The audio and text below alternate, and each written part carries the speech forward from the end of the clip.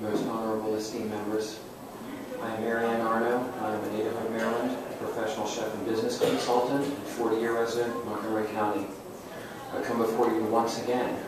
Many times I've come before you, and I'm here once again to discuss the critical need for anti-discrimination protections for the transgender constituents of our state. And as I have known only years of discriminations, hateful ridicule, and fearful misperception beyond description. I don't like statistics much. In fact, I kind of tend to question any statistic that I see in this society. But I do know that every statistic that I've ever seen in recent years points to at least a very baseline unemployment level amongst the open and transgender community in the United States at a very minimum of 25%, considerably higher than any other single segment of the entire human population in any culture on this planet. There's only one reason for that, and that is because of stereotype and people's misperceptions, which lead to cruelty, discrimination, violence, and hatred towards my people, which need to be released from this grasp of cruelty and misperception. A couple of years ago in Montgomery County, a legal affidavit was sworn by our esteemed opponents describing me as an example of their honesty. Marianne Arno, a large and domineering person, tall, broad-shouldered, and deep-voiced. That's 5'9½", without heels, all 150 pounds of me soaking wet. But this is a legal affidavit that will be in public record with my name for the rest of life.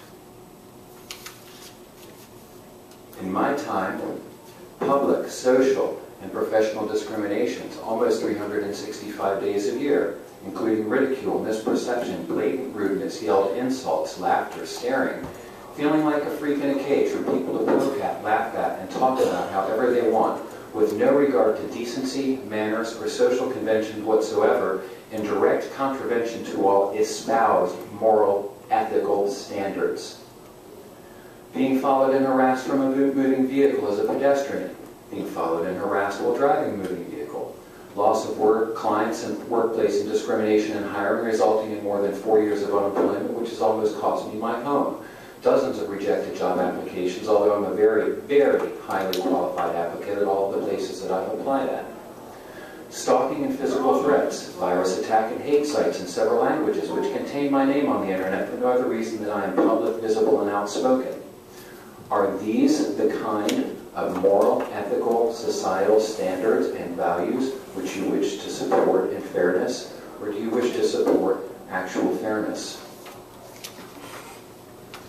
You have heard before and will again today concerns of opposing viewpoints, including frightening characterizations, and as one of the women in question in such issues, I think such distortions must have much more balanced perspectives.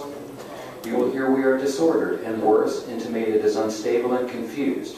It's convenient for such arguments to never publicly state that although listed as a disorder, that comes from a oversimplified read of a more than 20-year-old diagnostic manual.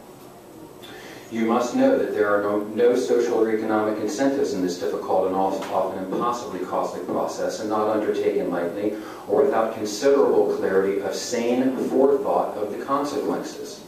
Such skewing of the facts by our esteemed opponents continually incites the worst fears in all public perception, reinforces the most negative stereotypes of transgender citizens. Who would consciously face such damaging stereotypes and permanent life changes just to throw on a dress and manufacture a confused and sexually deviant change of gender every day as if on a mere whim? I am neither a drag queen nor a gay man in a dress, and legally married to my wife, best friend, and soulmate of 16 years. To foster these untrue stereotypes is unreasonable, dangerous to me, personally, and disgustingly insulting in the most extreme of ways.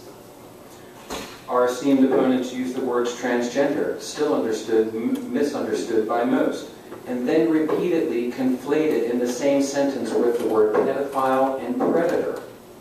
What do you think that does to public perception for the real life of a woman like myself, struggling every day to survive in an extremely hostile culture? Think about this. This is an utter lack of human respect, which is often then paid by me in the continued price of highly negative socioeconomic consequences. Other distortions like naked men undressing in the stall next to our daughters and wives. Really? And I'm trying to find work, and frankly, as another woman with the same concerns of those same disgusting criminal elements in our society, would be the first one to act as a protector of any other female on this planet? Really?